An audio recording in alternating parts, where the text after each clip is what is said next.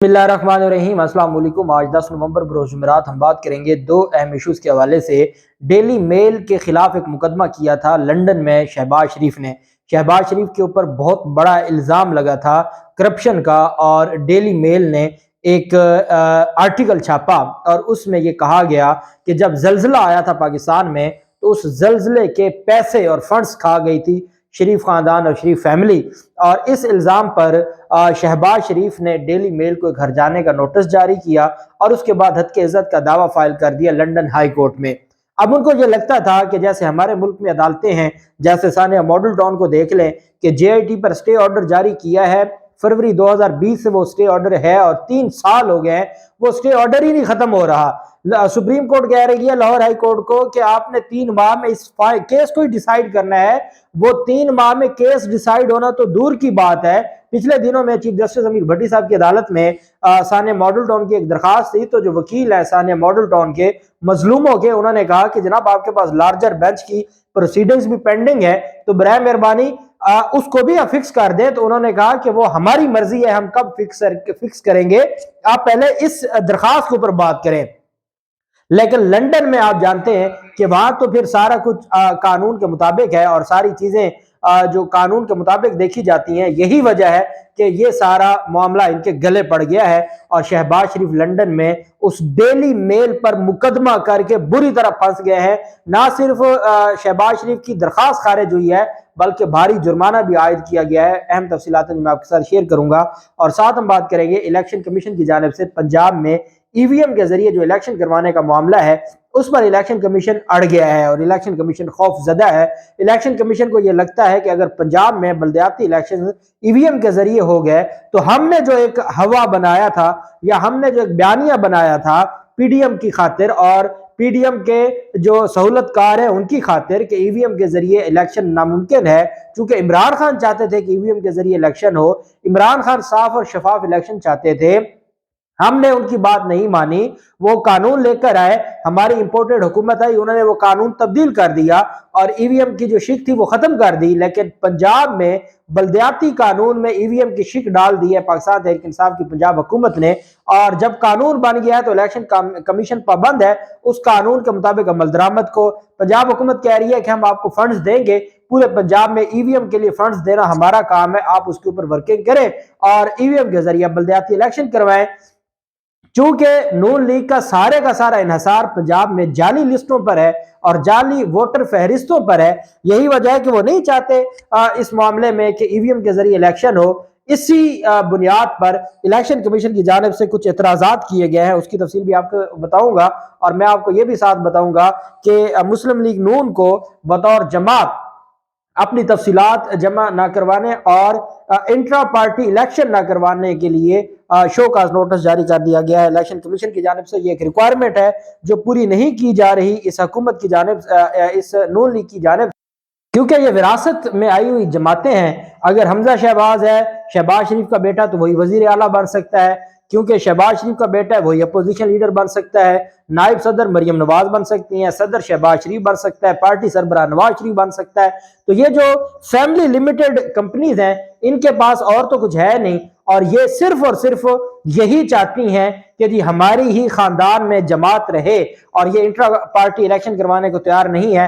اس پر بھی آج جو شو کاز نوٹس جاری کیا گیا اس کی تفصیل میں آپ کے ساتھ شیئر کروں گا۔ الیکشن کمیشن کا پنجاب میں یہ کہا گیا ہے کہ جی آپ نے جو ای وی ایم کے ذریعے الیکشن کروانے کی بات کی ہے اس کو ہم مسترد کرتے ہیں، بہت زیادہ ہمیں تحفظات ہیں ای وی ایم کے ذریعے الیکشن کروانے کا۔ آپ نے یہ شک اس وجہ سے ڈالی ہے کہ آپ بلدیاتی الیکشن ملتوی کروانا چاہتے ہیں اور آپ اس کو پینڈنگ رکھنا چاہتے ہیں۔ جو الیکشن کمیشن سندھ میں بلدیاتی الیکشن نہیں کروا رہا، جب سندھ حکومت کی درخواست آتی ہے اور اس پر وہ التوا پہ التوا دیتا جاتا ہے، وہ الیکشن کمیشن کہہ رہا ہے کہ ای وی ایم کے ذریعے ہمیں اس وجہ سے تحفظات ہیں کہ جو بلدیاتی الیکشن ہے وہ ڈیلے ہو جائے گا، اور ڈیلے کی وجہ سے ان کی جانب سے یہ کہا گیا ہے۔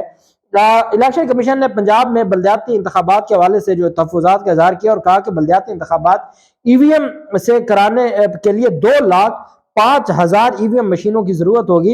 الیکشن کمیشن نے کہا کہ اس پر 45 ارب روپے سے زائد رقم خرچ ہوگی، جبکہ پنجاب میں بلدیاتی انتخابات ای وی ایم سے کرانے کے انتظامی اخراجات 35 ارب रुपए होंगे।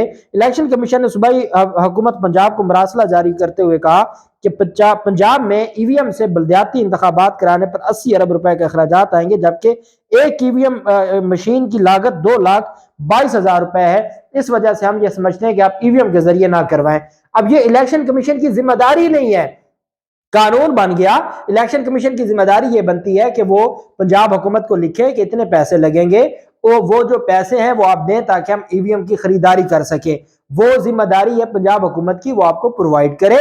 हुकूमतों के पास बहुत ज्यादा वो होते हैं। अगर इमरान खान सिर्फ ईवीएम के लिए इमरान खान कॉल दे दे तो इमरान खान तो अरबों रुपए इकट्ठा कर सकते हैं। ओवरसीज पाकिस्तानी चाहते हैं कि हमें बलदियाती इलेक्शन में आप हक दें, ईवीएम के जरिए हम आपको फंड करेंगे, ईवीएम के लिए जो खर्चा होगा हम देंगे। तो ये बात इलेक्शन कमीशन की जो जिम्मेदारी है कि वो सिर्फ और सिर्फ ये खत लिखे कि जी इतने अखराजात आएंगे, और वो अखराजात हम टीम बना लेते हैं, पंजाब हुकूमत की एक टीम हो, एक हमारी टीम हो, और इसके ऊपर खरीदारी कर ले। अब वो डराते कैसे हैं? डराते ये हैं कि जनाब उस पर तो अरबों रुपए लग जाएंगे, वो अरबों रुपए आप कहां से देंगे। इस वजह से हमें तहफ़्फ़ुज़ात है। पंजाब में इतने बड़े पैमाने पर, ये एतजाज़ अहसन साहब ने एक दफा बात की थी कि हर हल्के में 10-10 हजार जाली वोट फहरिस्तों में शामिल किए हुए हैं। इलेक्शन कमीशन ने उस बुनियाद पर मुस्लिम लीग नून जीतती है, और यही हाल जरदारी माफिया का है सिंध में। और ये इस तरह से वारदात डाल के तो इलेक्शन जीतते हैं, और तो इनके पास इलेक्शन जीतने का अवामी पजीराई तो खत्म हो गई है। अब तो कोई लोग इनको देखना नहीं चाहते, इनको वोट कैसे डालेंगे। अब इनको तकलीफ है, और ये इलेक्शन कमीशन के जरिए अपने तहफ़्फ़ुज़ात का इजहार कर रहे हैं। चूंकि इलेक्शन कमीशन की जानिब से जब तहफ़्फ़ुज़ात का इजहार किया जाए तो आप समझ जाएं कि वो पीडीएम की जानिब से है, जबकि इलेक्शन कमीशन ने मुस्लिम लीग नून के सदर शहबाज शरीफ और सेक्रेटरी जनरल एहसन इकबाल को एक नोटिस जारी किया। ये शोकाज नोटिस है, और इंट्रा पार्टी इलेक्शन के मामले पर जो निसार दुरानी की सरबराही में 4 रुकनी बेंच था जो समाअत कर रहा था, और 4 रुकनी बेंच ने ये कहा है कि जी आपको शोकाज नोटिस जारी किया जाता है, आपने इंटर पार्टी इलेक्शन नहीं करवाए। मुस्लिम लीग नून की जानिब से कोई वकील पेश नहीं हुए, और सिर्फ इलेक्शन कमीशन में मुस्लिम लीग नून के जो ऑफिस के मुलाजमीन है वो पेश हुए। Member election commission justice retired Ikramullah ने कहा कि मुस्लिम लीग नून तो पार्टी इलेक्शन में दिलचस्पी ही नहीं ले रही। क्या मुस्लिम लीग नून की मुअत्तली हुई है? क्या नून लीग का हम निशान वापस ले लें? हुकाम इलेक्शन कमीशन ने कहा कि हमने पार्टी को शोकॉज नोटिस भेजा है, जिस पर member election commission Nisar Memon ने कहा कि मुस्लिम लीग नून को एक और आखिरी मौका दे देते हैं। अगर पीटीआई होती तो कोई मौका ना दिया जाता निसार दुरानी साहब की तरफ से। तो उस पर जब खैबर पख्तूनख्वा के मेंबर ने कहा कि क्यों ना हम ये वापस ले लें इनसे जो निशान है, और क्यों ना इनके खिलाफ कार्रवाई करें, तो फिर जो है मेंबर सिंध निसार दुरानी, उन्होंने कहा चल एक और मौका दे देते हैं, और कहा जी कि आप इंट्रा पार्टी इलेक्शन करवाएं, 21 नवंबर तक हम आपको शोकाज नोटिस जारी करते हैं, उसके बाद हम आगे कार्रवाई करेंगे। फिर मामला आ जाता है डेली मेल का। डेली मेल की जानिब से एक अपना आर्टिकल, डेली मेल में एक आर्टिकल छापा गया, और उसमें यह बात की गई कि जी आपके खिलाफ जो केस है, और जो बरतानवी अवाम को उसमें मुखातिब करते हुए कहा गया कि हमारे जो टैक्स के पैसे हैं, जो हमारी हुकूमत ने फंड्स भेजे थे जो जब जल्जला आया था, तो उस जल्जला जदगान के फंड्स 2012 तक आते रहे थे। और आप जानते हैं जरदारी दौर में शहबाज शरीफ वजीर आला थे पंजाब में। अच्छा, वो जल्जला जदगान के जो फंड्स थे कि हमने अपने टैक्स के पैसों से, जो बरतानवी अवाम है उसके टैक्स के पैसों से हमारी हुकूमत ने वहां फंड्स भेजे हैं, और वो आगे शरीफ खानदान ने मनी लॉन्ड्रिंग करके वो वापस भेजे हैं, और यहाँ से दोबारा वाइट मनी होके उनके अकाउंट्स में चले गए हैं। तो उन्होंने इल्जाम ये लगाया था कि जल्जला जदगान के फंड्स जो बरतानवी हुकूमत ने भेजे थे वो शरीफ खानदान खा गया है, और शरीफ खानदान वो हड़प कर गया है। अब चूंकि इतनी बड़ी वो डेली मेल इतना बड़ा इदारा है, उनकी जानिब से ये बात की गई, तो शहबाज शरीफ को ये लगा कि जैसे यहाँ पर उन्होंने इमरान खान ने कहा जी कि मुझे इतने अरब रुपए देने का कहा कि आप पनामा केस से पीछे हट जाए, हम आपको इतने अरब देंगे।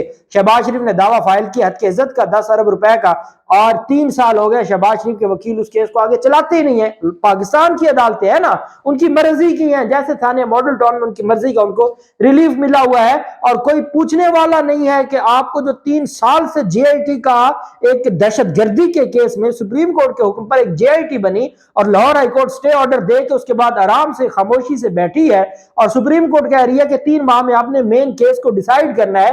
3 साल गुजर हो गए सुप्रीम कोर्ट के अहकामात की खिलाफ वर्जी और तौहीन अदालत में। पहली तौहीन सुप्रीम कोर्ट के अहकामात से बनी JIT को सस्पेंड करना, दूसरी तौहीन सुप्रीम कोर्ट कह रही है कि आपने जल्द अज जल्द 3 माह के अंदर बाकायदा 3 माह की डायरेक्शन दी जस्टिस गुलजार जो उस वक्त चीफ जस्टिस थे कि आपने 3 माह में डिसाइड करना है।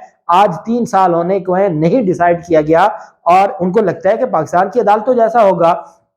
तरीकेकार ये होता है कि जब आपने दावा दायर किया हद के इज्जत का तो दूसरी जो पार्टी है वो जवाब दावा जमा करवाती है, उसको डिफेंस कहते हैं। उन्होंने अपना डिफेंस जमा करवा दिया और डिफेंस के बाद फिर उसका जवाबुल जवाब होता है जो ज्वाइंडर जिसको हम कहते हैं कि जब आपने एक दावा दायर किया है, दूसरे पार्टी ने डिफेंस जमा करवा दिया है, आप उसका रीज्वाइंडर देते हैं जिसको जवाबुल जवाब कहते हैं कि रीज्वाइंडर जमा करवाना।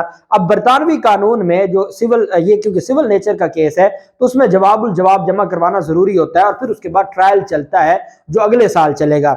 कल समाअत थी और बरतानिया में लंदन हाई कोर्ट के सामने जो शहबाज शरीफ के वकला थे उन्होंने कहा जी कि क्योंकि ये वजीर आजम बन गए हैं तो अभी हमें इनसे मीटिंग करनी है और हमने जवाबुल जवाब तैयार करना है, हमें टाइम दिया जाए। उन्होंने कहा अदालत में कोई वजीर आजम नहीं होता। लंदन हाई कोर्ट ने कहा आप बताएं क्यों नहीं आपने जवाबुल जवाब जमा करवाया। उन्होंने कहा जी कि हम करवा देते हैं। अदालत ने कहा नहीं, जो हुक्म इम्तनाई ये था कि जो ये खबर है इस खबर को मजीद नहीं इसके ऊपर डेली मेल कोई आर्टिकल करेगा या इसको मीडिया में बात करेगा या इसके ऊपर बात करने से रोका गया था, वो हुक्म इम्तनाई था। अदालत ने वो हुक्म इम्तनाई भी खारिज कर दिया। डेली मेल और उसका जो सहाफी है उसको अब ये दोबारा अख्तियार मिल गया है कि वो इनको रगड़ा लगा सकता है। हुक्म इम्तनाई की दरखास्त भी खारिज कर दी और उस हद तक जो अदालत है उसमें हजारों पाउंड्स का जुर्माना भी कर दिया। ये वो जुर्माना नहीं है कि जो केस खारिज होने के बाद मिलेगा, ये जो जिसको हम कहते हैं दरमियानी जो प्रोसीडिंग्स है उसमें जो फाइन किया जाता है कि आपने जवाब जमा नहीं करवाया तो कॉस्ट की जाती है, वो कॉस्ट भी हजारों पाउंड्स की कर दी है। हुक्म इम्तनाई की दरखास्त भी खारिज कर दी और 13 दिसंबर तक आखिरी मौका दिया है कि अगर आपने जवाब जमा ना करवाया तो फिर तो ये केस वैसे ही खत्म हो जाएगा, केस खारिज हो जाएगा। और जब वो केस खारिज होगा तो फिर पता नहीं कितना बड़ा जो डेली मेल के जो वकला है और डेली मेल बतौर इदारा उसको इनको उनके अखराजात की मद में देने पड़ेंगे। इनको लगता था कि हम दे देंगे, दावा दायर कर देंगे, चलता रहेगा, हम उसको 3-4 साल चलाएंगे। इन्होंने वहां की सबसे बड़ी लॉ फर्म को हायर किया, लेकिन वो पाकिस्तान की अदालतें तो नहीं है। अब पाकिस्तान की अदालतें नहीं है, यही वजह है कि लंदन हाई कोर्ट ने इनकी हुक्म इम्तना की दरखास्त खारिज कर दी है, इनको जुर्माना आयद कर दिया है, भारी जुर्माना आयद किया है और इनको आखिरी मौका दिया है जवाब जमा करवाने का। 13 दिसंबर तक जमा नहीं करवाएंगे तो केस खारिज हो जाएगा। यह है इनका असल किरदार और केस खारिज हो जाएगा तो इसका मतलब क्या है कि डेली मेल के इल्जामात का इनके पास जवाब ही नहीं है और वो इतने जबरदस्त किस्म के और खौफनाक इल्जामात हैं कि शरीफ खानदान मुंह दिखाने के काबिल नहीं रहेगा। अल्लाह पाक पाकिस्तान का हामी नासिर हो। बहुत शुक्रिया। अल्लाह हाफिज। पाकिस्तान जिंदाबाद।